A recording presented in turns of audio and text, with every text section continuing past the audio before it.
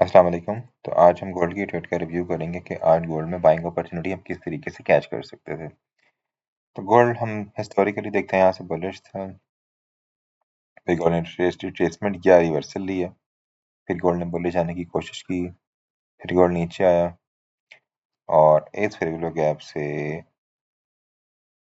Gold ने rejection लेके ऊपर बाय जाने की कोशिश की और ये लिक्विडिटी स्वीप करने के बाद किधर गया ये लिक्विडिटी स्वीप करने के बाद गोल्ड ने 4 आवर का एक अदद गैप बनाया, सेल, फिर वैल्यू गैप बनाया, फिर इस गैप से रिजेक्शन लेने के बाद प्राइस ने इस लिक्विडिटी को लिया।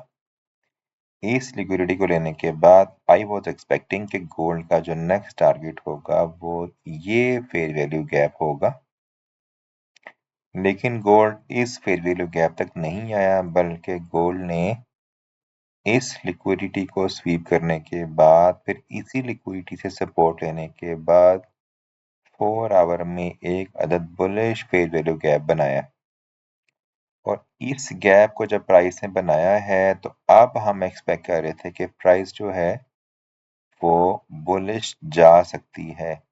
अगर प्राइस बुलिश जाती है तो गोल्ड में जो नेक्स्ट बाय का टारगेट होगा वो ये फेयर वैल्यू गैप होगा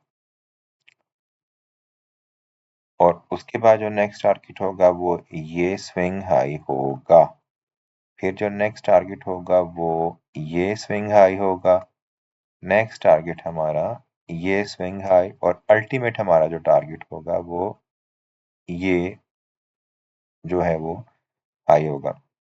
लेकिन खैर हम फर्स्ट या सेकंड टारगेट ही टारगेट करेंगे, यानी कि हमारा फर्स्ट टारगेट जो था वो ये वाला था और सेकंड टारगेट ये था, क्योंकि यहाँ पे इक्वल हाइज भी हैं। ठीक है, तो ये हमारा टारगेट था। अच्छा, अब इस ट्रेड को हमने किस तरीके से लेना है, क्योंकि ये भी तो हो सकता था कि प्राइस यहाँ से दोबारा नीचे आ जाए और इस फेयरवैल्यू गैप की तरफ मूव करना शुरू कर दे।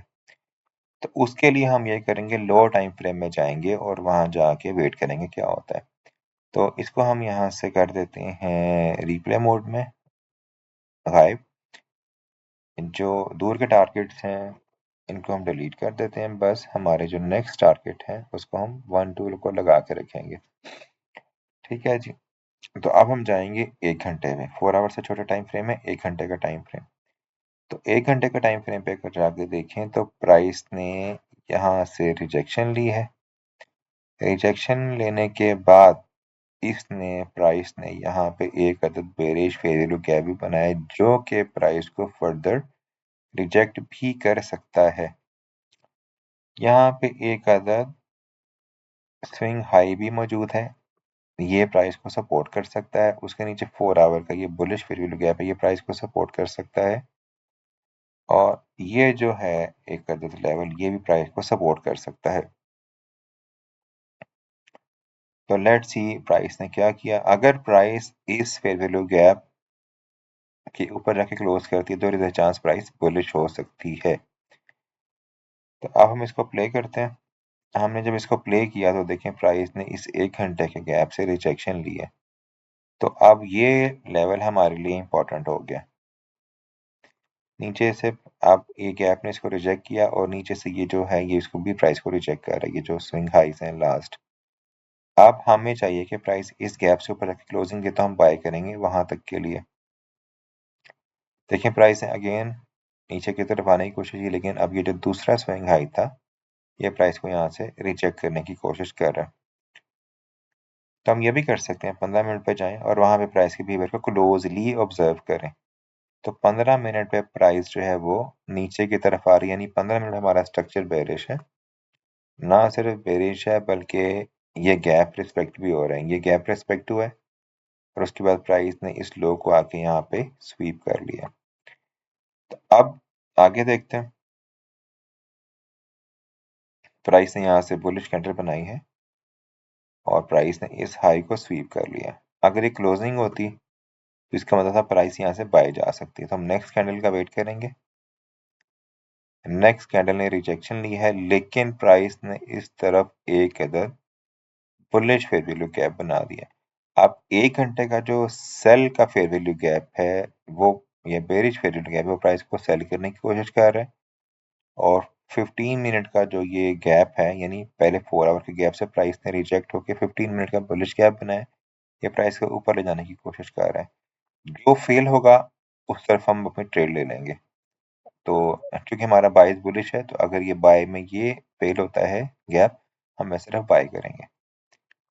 तो नेक्स्ट किया, जब नेक्स्ट किया तो प्राइस ने इस गैप से रिजेक्शन ली है, इस स्विंग हाई से रिजेक्शन ली है, उसके बाद प्राइस ने एक बुलिश फेयर वैल्यू गैप बना दिया। इसका मतलब है कि प्राइस अब बुलिश हो चुकी है।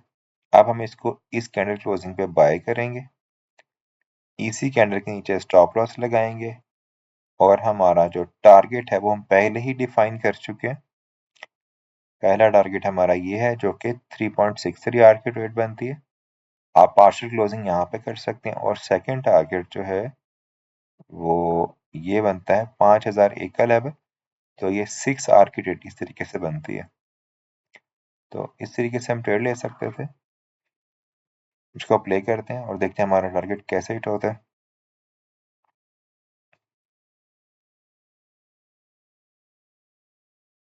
तो प्राइस यहाँ मूव कर रही है ऊपर की तरफ, तो इस तरह से हमारा टारगेट हिट हो गया। तो ये 6 आवर की ट्रेड का रिकैप हमने कर लिया।